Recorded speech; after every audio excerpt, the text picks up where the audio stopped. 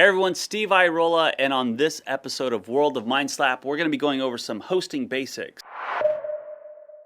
There's often a lot of confusion as to what's a domain, what is hosting versus website versus email, so this is just kind of a quick high-level overview for those that are like, I don't understand what the heck is going on. First and foremost, let's talk about your domain name. So that's your actual .com address. So when you go to a website, that is the such and such.com that you type in to get to your actual website. So the .com address is sold by what's called a registrar, and they're basically a broker. Everybody out there is a broker for these .com addresses or .nets or .orgs or whatever, domain name that you're buying, but it is completely separate from the host. Now, what gets confusing is that a lot of hosting companies actually offer you to purchase the domain itself. So there can be a lot of confusion there, but the hosting, which we'll talk about in a moment, is completely separate than what your domain is. Your email, for instance, is, although it does bear your company name, your .com address, so it's going to be like your name at yourcompanyname.com.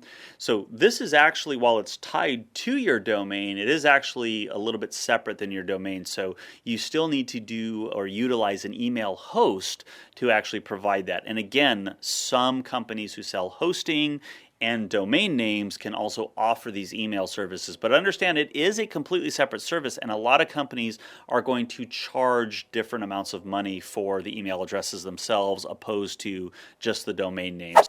High-level overview here. Hosting can get very complex, so I'm just going to try to break it down and make it as simplistic as possible. So there's three primary types of hosting that I'm going to talk about. One is shared hosting, and then we have a virtual private server, or a VPS, and then we have a dedicated server. So let's look at each one of these and how they differ. So if you get a shared hosting plan, this is usually the least expensive option, and it is the least expensive for a reason. I rarely recommend doing a shared hosting. Shared hosting is equivalent of living in a dorm room.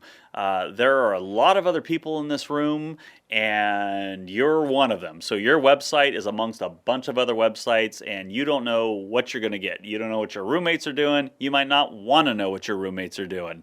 But you're in the room, you're sharing the resources with them, so if they drop a water cooler on the floor, or their big keg of beer drops and goes over all the furniture, that's happening to all your stuff too. So you are sharing the space with everybody else, but you're paying a low price for it.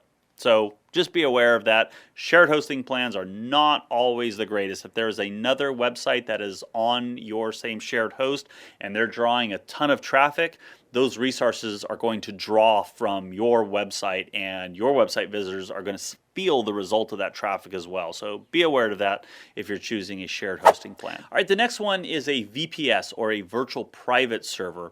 And this is more equivalent to like a duplex. So you've upgraded from the dorm room in that you're not sharing the same room, but now you're sharing a building. It's just that this building is separated by different walls. So everybody's walls are kind of isolated, and this is going to separate out some of the issues. So if somebody does drop a water cooler or something, it's going to stay potentially on their side of the building.